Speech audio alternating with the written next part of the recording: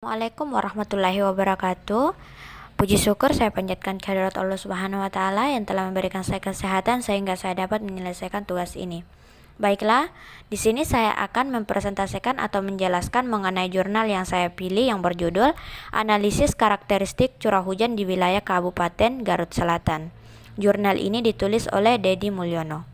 Baiklah, nama saya Nasriana, NIM dan 011934, Fakultas Teknik Universitas Sulawesi Barat, kelas D 2019.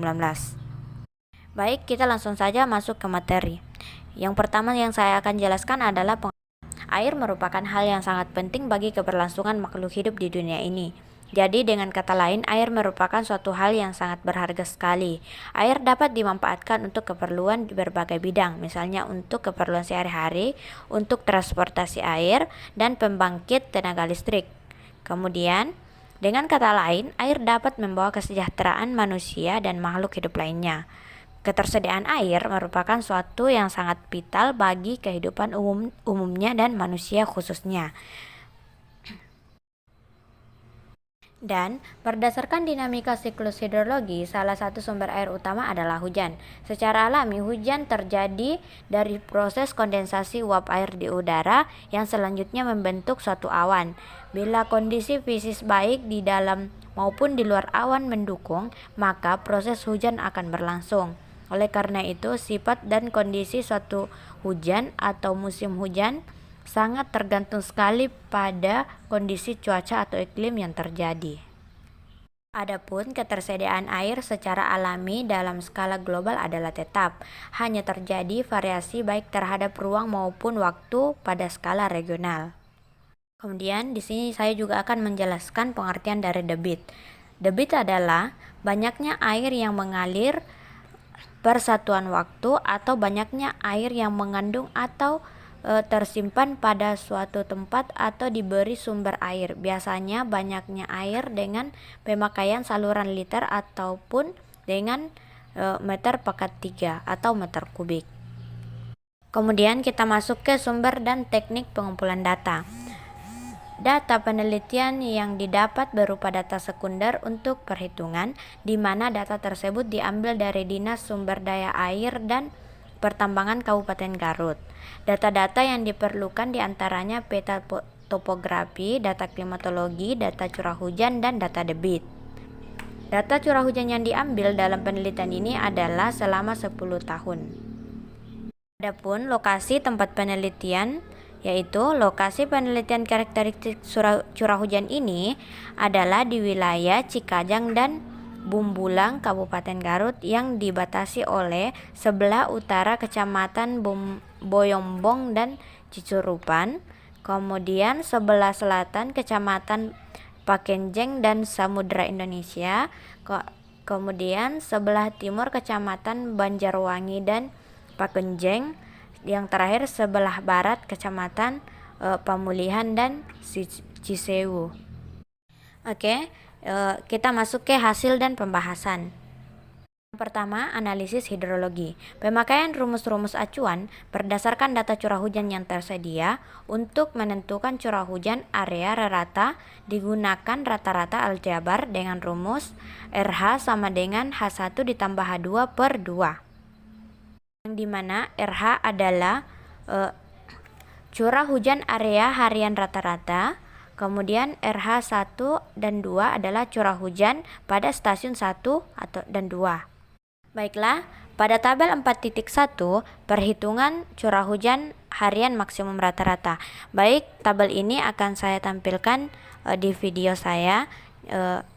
Oleh karena itu, saya tidak menyebutkan satu-satu angka yang ada di dalamnya atau membacakan tabel ini. Kemudian kita bisa lihat juga tabel 4.2 tentang hujan area harian maksimum rata-rata. Kemudian kita masuk di yang kedua, yaitu distribusi kemungkinan banjir. Nah, analisis frekuensi banjir seringkali menggunakan istilah kala ulang untuk menyatakan probabilitasnya. Kala ulang adalah selang waktu pengulangan kejadian hujan dan debit banjir rencana yang mungkin terjadi. Terapan analisis frekuensi banjir secara karakteristik dikenal di beberapa distribusi. Kemungkinan yang telah diuji kehandalannya antara lain. Yang pertama, distribusi Gombel, yang dimana distribusi Gombel seringkali digunakan untuk meramalkan suatu peristiwa secara statistik yang bernilai ekstrim, baik untuk debit maupun untuk hujan atau elevasi muka air. Yang dimana distribusi Gombel ini memiliki rumus S sama dengan akar N sigma I sama dengan 1 XI dikurang X pangkat 2 per N dikurang 1, yang dimana S adalah standar deviasi, XI adalah hujan tahun KI, X adalah hujan rata-rata, sedangkan N adalah banyak data pengamatan. Adapun faktor frekuensi K untuk nilai-nilai ekstrim Gombel ditulis dengan persamaan K sama dengan dalam kurung YT kurang YN per SN, yang dimana nilai untuk YN, YT, dan SN dapat dilihat pada tabel 4.3 dan 4.4 dan 4.5. Baik, kita masuk ke kebutuhan air irigasi. Baik, curah hujan efektif adalah besarnya curah hujan yang dapat dimanfaatkan oleh tanaman untuk memenuhi kebutuhan selama masa pertumbuhannya. Untuk menentukan curah hujan efektif digunakan rumus Harsa yang mengusulkan hujan efektif dihitung berdasarkan ranking data pada urutan tertentu dari yang terkecil. Data curah hujan diurutkan dari yang terkecil sampai yang terbesar. Maka, nilai curah hujan efektif ditetapkan dengan persamaan N sama dengan N per 5 tambah 1. Ada pula curah hujan efektif untuk padi.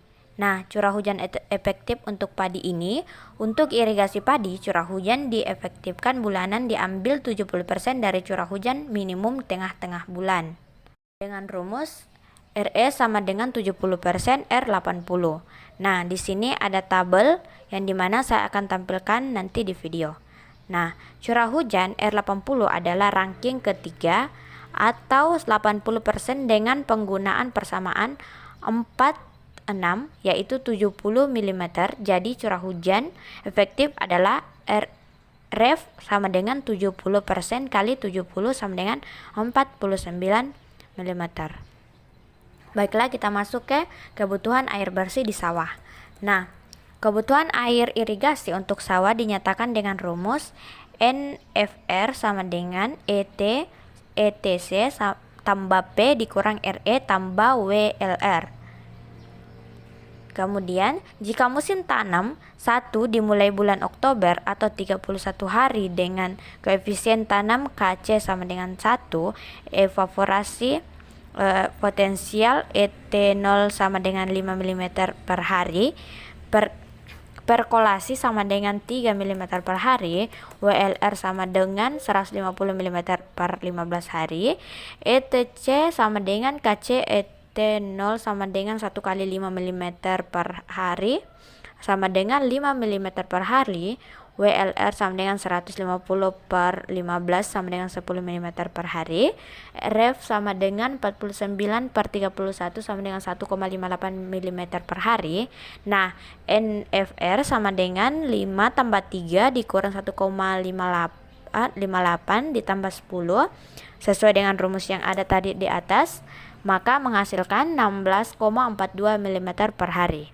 Maka debit yang dibutuhkan untuk mengairi sawah setiap hektar adalah Q sama dengan 16,42 dikali 10 pangkat min 3 dikali 10 pangkat 3 dikali 10 pangkat 4 per 24 kali 60 kali 60 sama dengan 1,9 IT